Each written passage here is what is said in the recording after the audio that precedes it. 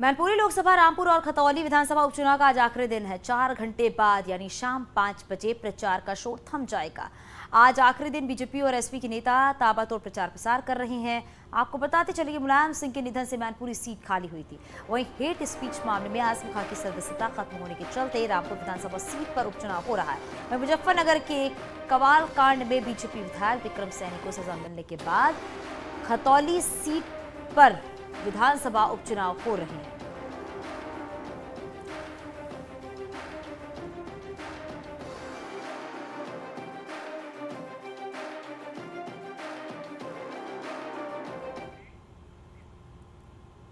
रामपुर विधानसभा उपचुनाव बीजेपी उम्मीदवार आकाश सक्सेना ने कहा है कि तंजीन फातिमा मेरी मां के समान है। उन्होंने कहा है कि आजम साहब ने 45 साल सियासत की और अब वो मुझे अपना आशीर्वाद दे। उन्होंने भरोसा दिलाया है कि मैं रामपुर के लोगों के आशीर्वाद से सूरत बदलूंगा। रामपुर से भारतीय जनता पार्टी के प्रत्याशी आकाश सक्सेना कृष्णानगर और तमाम इलाकों में इस वक्त जनसंपर्क कर रहे हैं। बातचीत करने के लिए हमारे साथ हैं। चुनाव अंतिम दौर में है। तंजीन फातिमा कह रही हैं कि आजम खान पर मुकदमे दर्ज करना एक फैशन सा हो गया है। किस तरीके से देख रहे हैं? देखिए, जहां तक मुकदमों की बात है, अब जिस तरीके के अगर कुछ अपशब्द बोलेंगे अगर किसी के लिए भी, तो जाहिर सी बात है मुकदमा तो दर्ज हो गए। तो इसमें कोई अलग चीज़ नहीं है। ये कानूनी प्रक्रिया होती है, इसमें कोई बहुत बड़ी बात है नहीं। सबसे बड़ी बात यह है कि तंजीन फातिमा और आजम खान लगातार हमले कर रहे हैं। क्या कहेंगे उनके लिए? देखिए, आज जिस तरीके का माहौल भारतीय जनता पार्टी के पक्ष में है और इस वजह से आज हिंदू और मुसलमान सब एक प्लेटफॉर्म पर है, क्योंकि आज रामपुर का जो युवा है वो अपना मन बना चुका है कि रामपुर को कैसे उद्योग नगरी बनाया जाए, यहाँ के युवाओं के हाथों में किस तरीके से रोजगार आ सके, किस तरीके से यहाँ कारोबार हो सके। और मैं तो चाहूँगा कि अब आजम खान साहब और तंजीन फातिमा को भी हमारे साथ आना चाहिए और नए रामपुर का जो निर्माण होने जा रहा है उसमें उनको भी पीछे से कम हमें सपोर्ट करनी चाहिए। कि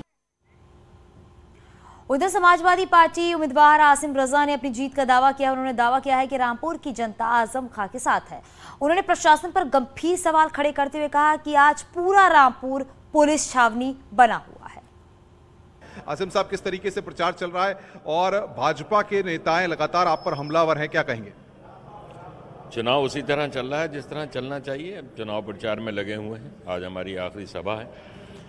वो नेता जो कह रहे हैं वो जाहिर है वो भी चुनाव लड़ रहे हैं। उन्हें जो कहना है वो कहेंगे और जो हमें जनता तक संदेश पहुंचाना है वो हम पहुंचाएंगे। हमारा तो विकास, रामपुर की तरक्की, अमन चैन, भाईचारा है। जो लोग नफरत की बातें कर रहे हैं वो जाने। हम तो अमन चैन की, आजम खान साहब की ये कर्मभूमि है, जन्मभूमि भी है। 50 साल की आधी सदी की उनकी यहाँ राजनीति है। मोहब्बत का संदेश आजम खान साहब ने दिया है। हिंदू, मुसलमान, सिख, ईसाई सबको साथ लेके चले हैं। सारा विकास रामपुर में मौजूद है। इस बात का गवाह है कि आजम खान साहब ने यहाँ कुछ किया है और कुछ करने के ही वजह से आजम खान साहब को यहाँ से 10 बार लोग उन्हें लगातार विधायक चुना है। 11वीं बार भी लोग आजम खान साहब को जीत का एक बड़ा तोहफा देने वाले हैं रामपुर से। बीजेपी कह रही है कि और आकाश सक्सेना कह रहे हैं कि 50 साल उनको दिए, 50 महीने मुझको दीजिए, मैं रामपुर की सूरत बदल दूंगा। रामपुर की सूरत अगर बदलना होती है 2014 से केंद्र में भाजपा की सरकार है, 2017 से यूपी में सरकार है। अगर विकास के नाम पर एक ईंट लगी हो, एक गली बनी हो, एक सड़क बनी हो तो वो बताएं। उनका घराना भी राजनीतिक है, उन्होंने कुछ विकास रामपुर में कराया हो तो बताएं। आजम खान ने तो कराया है ना, आजम खान ने तो दिखाया है। जिन्होंने विकास नहीं कराया उनकी राजनीति रामपुर के लोगों ने ख़त्म कर दी, उसमें वो भी शामिल है।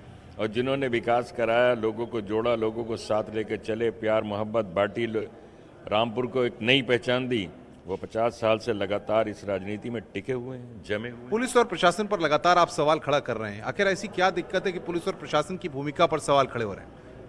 देखिए, पुलिस तो रामपुर की पूरा पक्षपात कर रही है और भारतीय जनता पार्टी का चुनाव लड़ा रही है। पुलिस के पास वर्दी है और वो ये चाहते हैं कि सारे हिंदुस्तान के वर्दी वालों को रामपुर में इकट्ठा करके और लोगों पर आतंक और भय का माहौल पैदा करें। रामपुर में जितना वोटर है उससे ज़्यादा इस वक्त पुलिस फोर्स मंगा रखी है। हम लगातार अधिकारियों से आग्रह कर रहे हैं कि जो चुनाव आयोग के मानक हैं, जो आवश्यकता है एक उपचुनाव को कराने के लिए, पुलिस के जो मानक तय कर रखे हैं चुनाव आयोग ने, उसी हिसाब से पुलिस की ड्यूटियां लगना चाहिए, उसी हिसाब से रामपुर में पुलिस मौजूद होना चाहिए। लेकिन कुछ अधिकारियों की यहाँ नीयत बहुत खराब है। उन्होंने पिछले लोकसभा उपचुनाव को भी प्रभावित किया पुलिस के भय से, डर से, आतंक से, जिसका नतीजा ये हुआ कि इस नामपुर नगर के अंदर मात्र 24% मतदान हो सका।